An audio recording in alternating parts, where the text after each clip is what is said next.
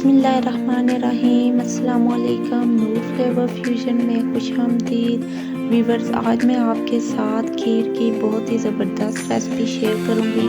खीर बनाना वैसे तो बहुत ही आसान है, लेकिन कुछ टिप्स और ट्रिक्स होती हैं जिनकी वजह से खीर बहुत ही मज़ेदार बनती है। तो वो चीज़ें हम फॉलो करें तो हमारी खीर बहुत ही अच्छी बन सकती है। तो चलें स्टार्ट करते हैं। सबसे पहले मैंने 1 कप चावल लिए हैं और उनको मैंने अच्छी तरह धो के मैंने तकरीबन 1 घंटे के लिए भिगो दिया था। भिगोने के बाद देखें ये मैंने साबुत चावल लिए हैं और अब इनको मैं हाथ की मदद से मसल के तो इनको छोटा बारीक कर लूँगी। हमने टोटा चावल नहीं लेने, क्योंकि टोटा चावल अक्सर उनमें स्मेल एक होती है जिसकी वजह से खीर का जायका अच्छा नहीं होता। इसलिए आप अगर साबुत चावल लेंगे और फिर उनको भिगो कर और आप बनाएंगे तो खीर आपकी बहुत ही ज़बरदस्त बनेगी।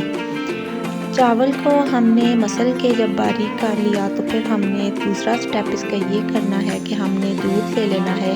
1 किलो मैंने दूध लिया था, उसको मैंने बॉयल कर लिया अच्छे तरीके से। जब बॉयल आ गया तो फिर मैंने इन चावलों को पानी समेत इस दूध में शामिल कर दिया। पानी हमने नहीं निकालना, क्योंकि ये चावल अच्छी तरह धुले हुए थे, तो हमने इनको पानी समेत ही शामिल करना है ताकि जो इनकी ग़िज़ाइयत है वो अच्छे तरीके से खीर में शामिल हो जाए। चम्मच हमने मुसलसल चलाते रहना है। और अब हम इसमें शामिल कर देंगे 1 टीस्पून के करीब इलायची पाउडर।